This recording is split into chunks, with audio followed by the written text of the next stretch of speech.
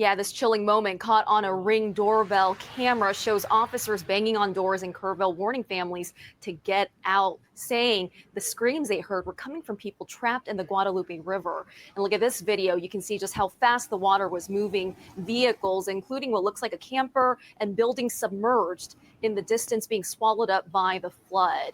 This next video from Comfort, shot on Lane Valley Road this morning, shows a massive surge of water and debris rushing down the Guadalupe, moving faster and building with intensity by the second.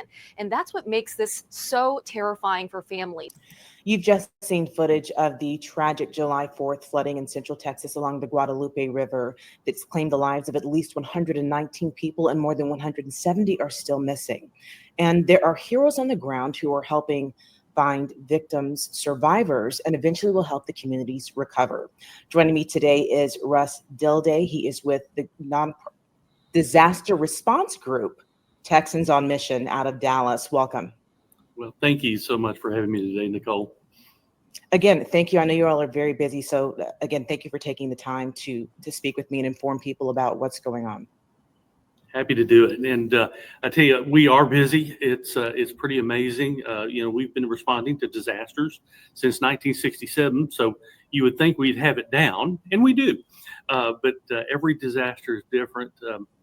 I tell you, this is a different disaster. In so many occasions, we respond to disasters where there has been loss of property, loss of homes, loss of everything. This one is so different because the loss of life has just been so gigantic. And this is, for those of you who don't know, this is the second deadliest flood in Texas history. I mean, that is how catastrophic this tragedy is. And so, as I was saying, search and recovery efforts are continuing. Can you start by talking about where are your crews right now in Central Texas, and what were conditions like when you all first arrived versus what you're grappling with now? Yeah, so what, we're not first responders, we're second responders. And so, what we do is we give the search and rescue or search and recovery teams their space to do what they need to do. And then we come in. So we've been in, we did a rollout on Monday. So we set up our leadership team there. We have a command center that's a trailer has all the communications needs. We sent our shower and laundry team, our feeding team, assessors and chaplains, among others. And we have been building a little self-sustainable city in the parking lot of a local church in Kerrville. And that's where we're concentrating all of our efforts, are in Kerrville. We know that there have been disasters, goodness, in San Angelo and Burnett too. We felt we could do the most amount of good in Kerrville, where the disaster has been so concentrated and there's been so much loss of life. And so tomorrow we've been given the green light to go into affected neighborhoods with our assessment and chaplains teams. Now, chaplains, they've already been working about 3-4 days actively among residents. They've been canvassing the neighborhoods. We have permission to go do that.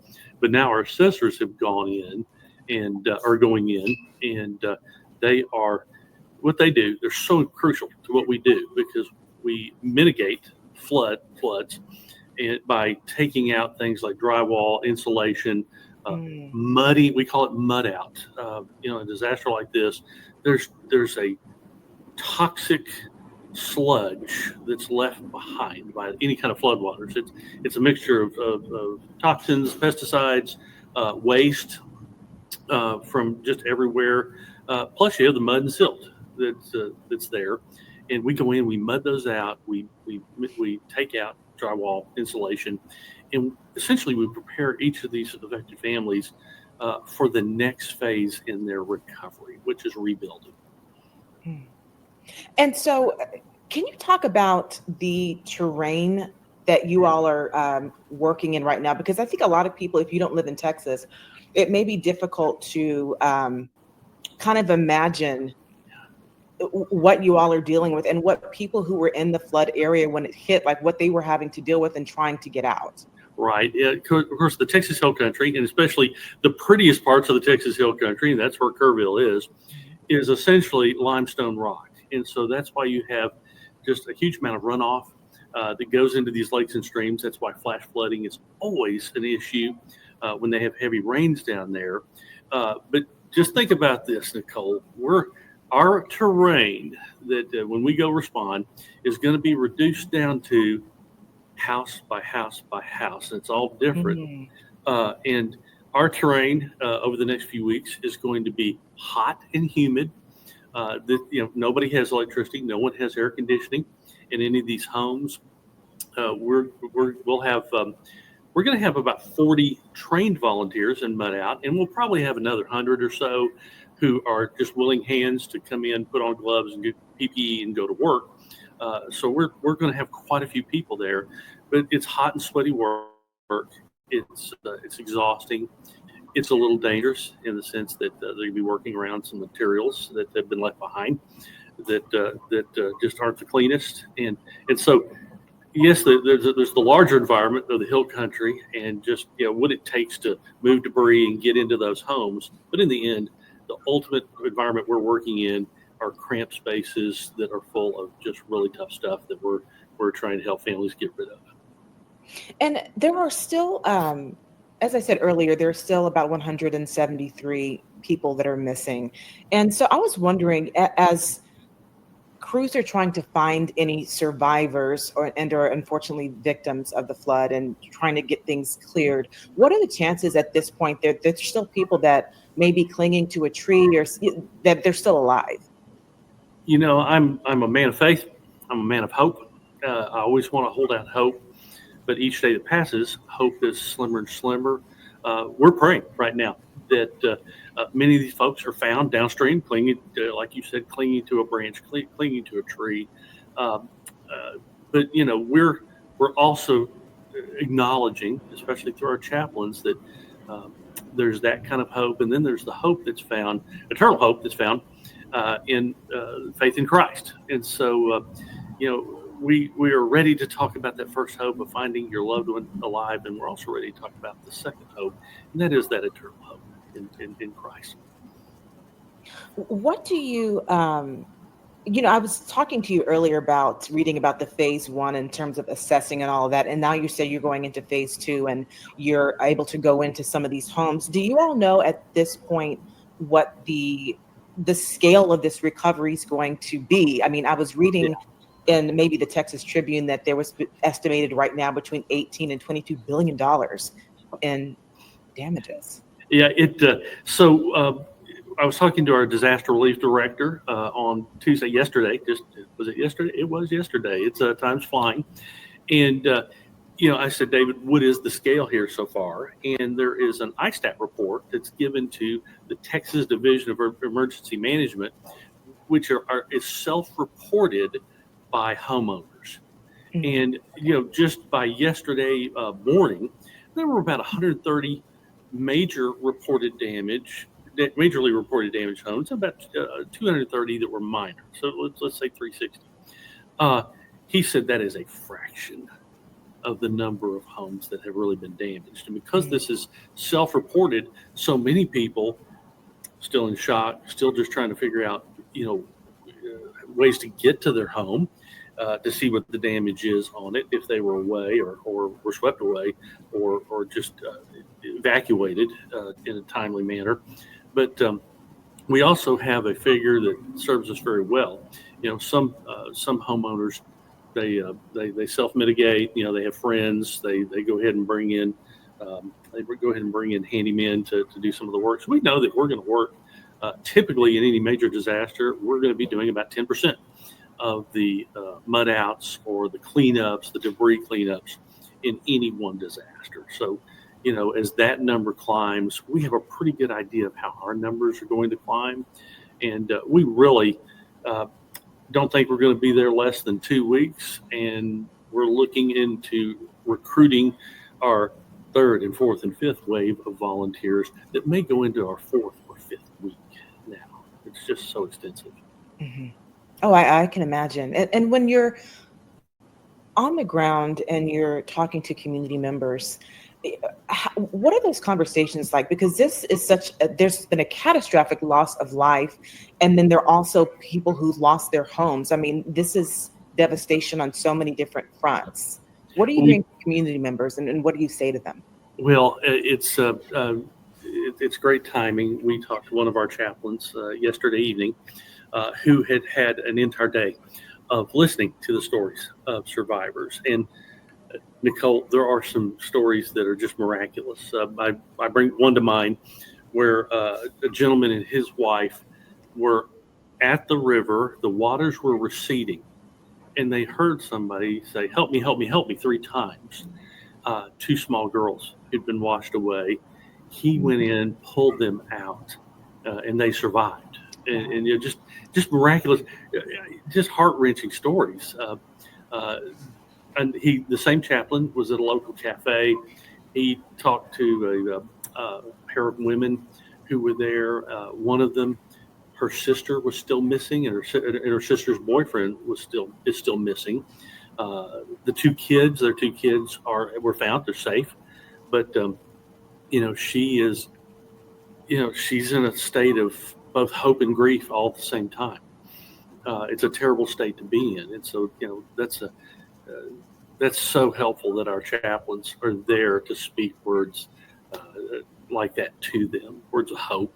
But it also is gut wrenching, and is very difficult. It's very difficult emotionally and spiritually on our chaplains as well to be around that much. So they're hearing a lot.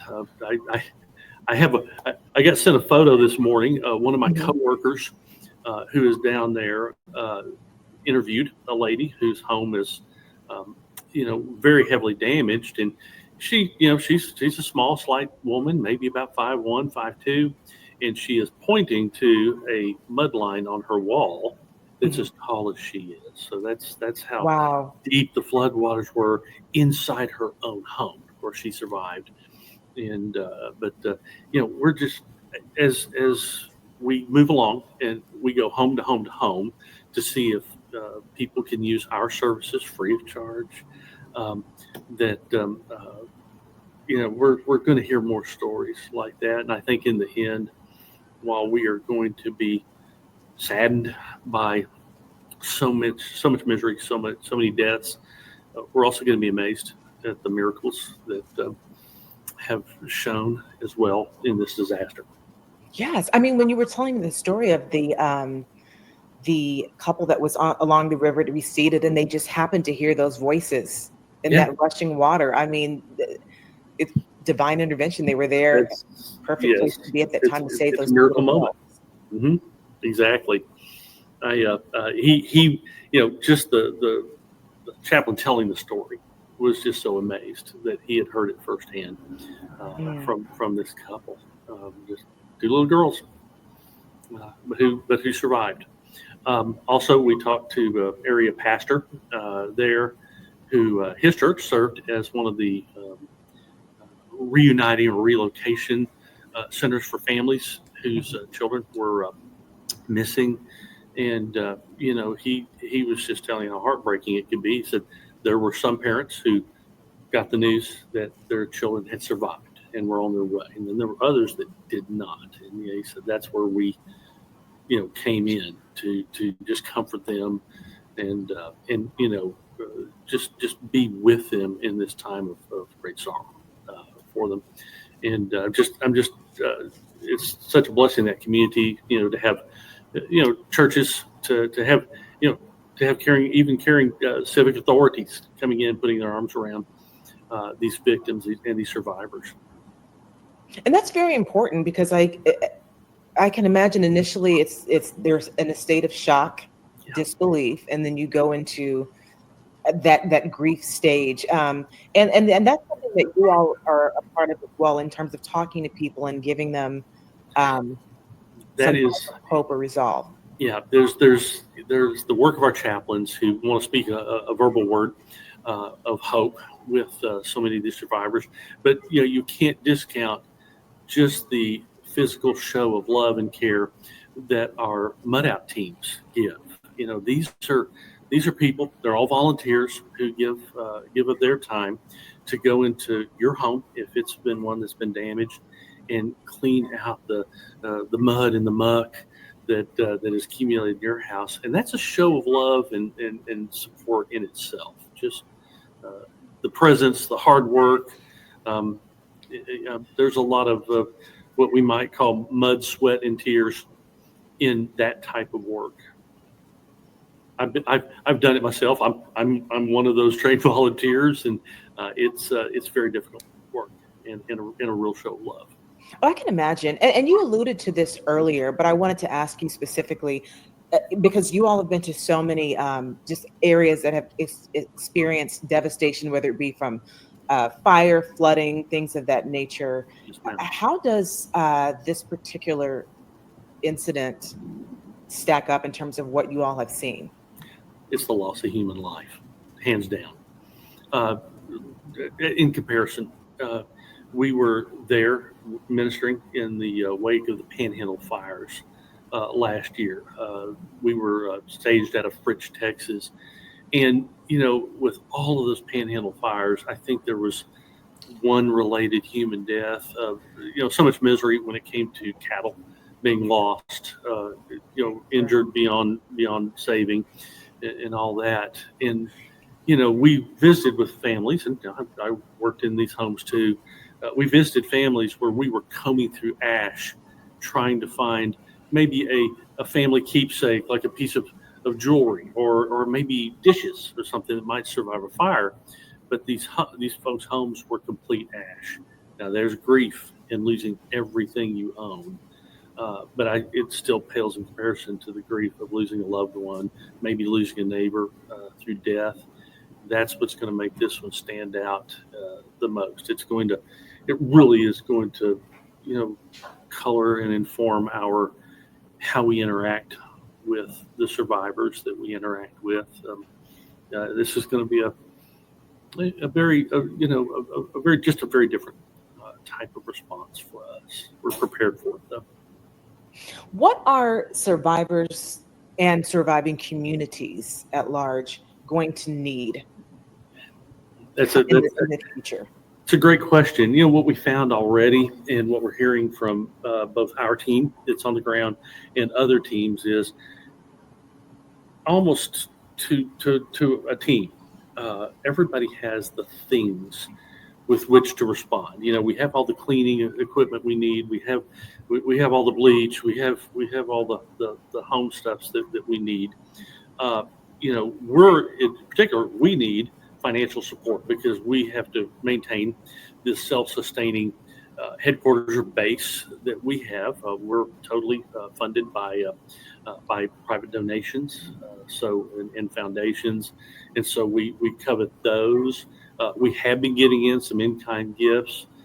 We will use those at some point, but that's not the big need for us, and that is really just the financial means to continue this, what's going to be a very large operation and a very ongoing operation. Other than that, when you're in any disaster, the big needs are patience all the way around. Some of these survivors just need a comforting hand at first, but then they also need action. And so we get to them as we can.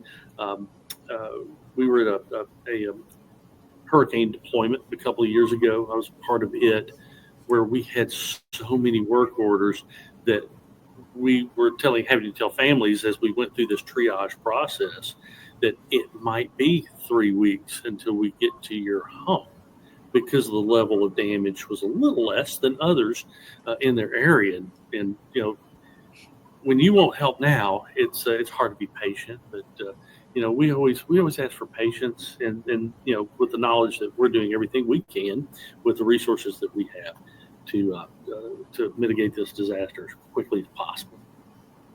And I'm sorry, I didn't mean to cut you off. No, it's fine. The only other thing I was going to say is and this looks like this is going to be very long term, for us. It's going to be a while. Oh, most definitely. And, speaking of action, there are conversations have already started about what local and state leaders should have done and can do to mitigate these types of tragedies in the future? There was talk about House Bill 13, which would have added more warning sirens, Mhm. and that didn't pass. And I believe Senator Paul Betancourt said that he's going to introduce some legislation to create alarm sirens in flood-prone areas. And I was just thinking about that from a responder point of view. You say it's second responders. Uh, in terms of these types of tragedies, what do you all want state and local leaders to focus on? Because you've seen the aftermath of it. What do you all want to be done? Well, while we don't get into the politics Mhm. of public safety, so to speak, we come in afterwards. Anytime there's anything done to increase public safety, that's all good. That's a great mindset for governments to have. It's the mindset the government should have. And so, yes, if that is the response that they feel is most needed, and the community there feels is most needed, we're going to be all for it.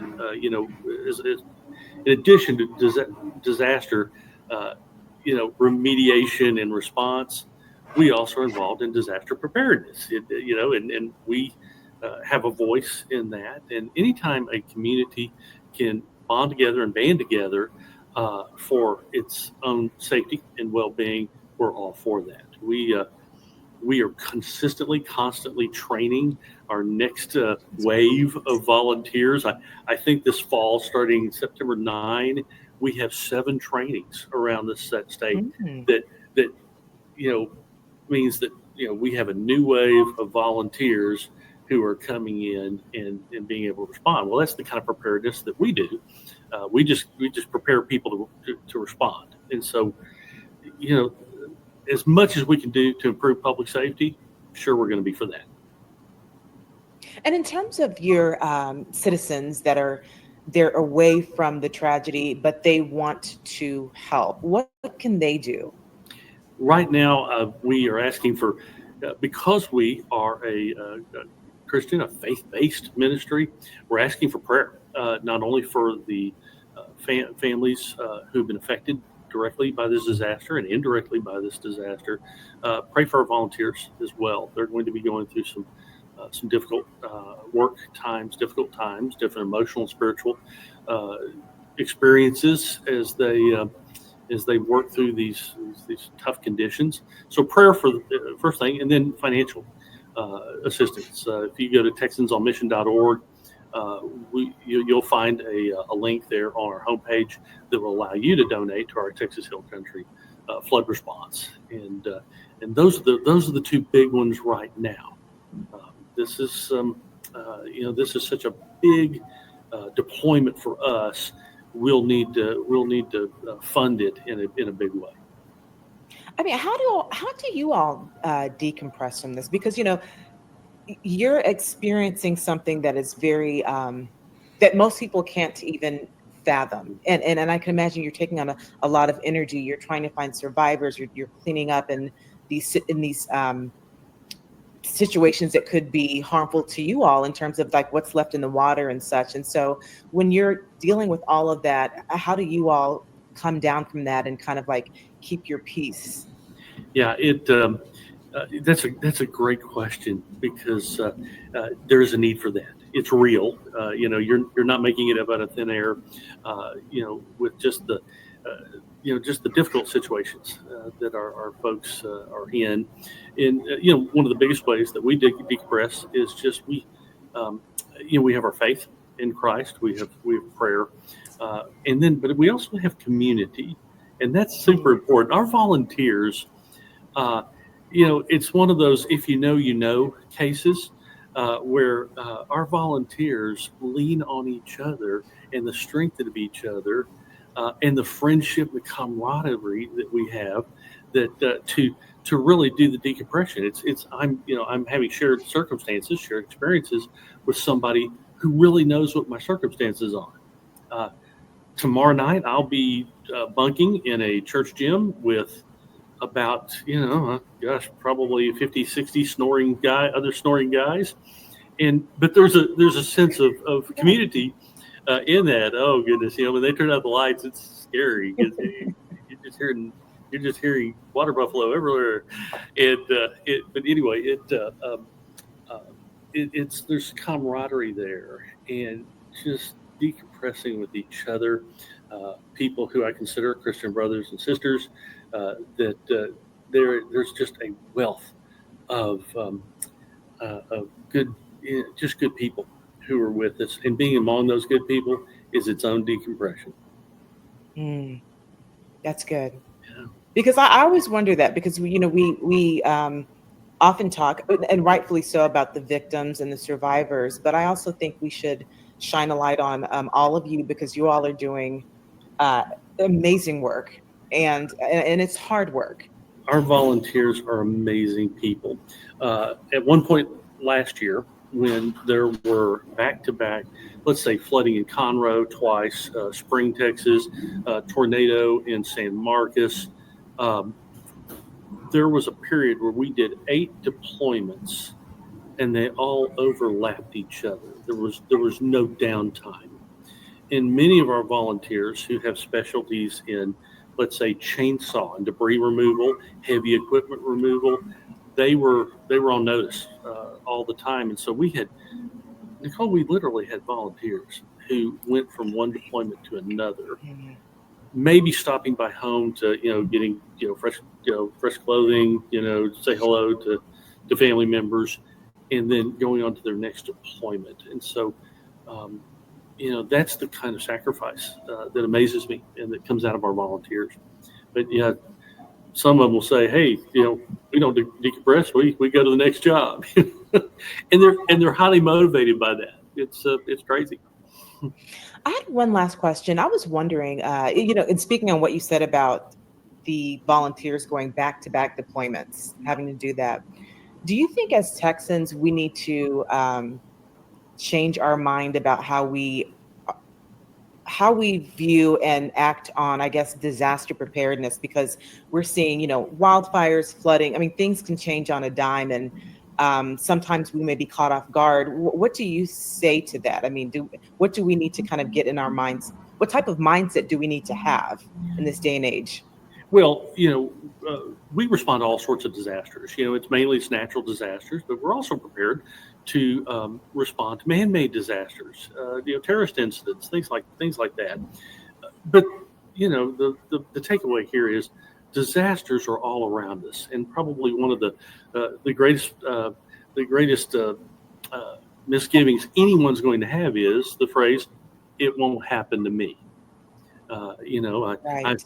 But if you live in Texas, there's a lot of fault in saying a hurricane won't happen to me, or a tornado won't happen to me, or a flood won't happen to me. Heat wave, prairie fires, we live in and among them, especially in our great rural areas. A lot of those natural disasters hit hard, and the resources are few.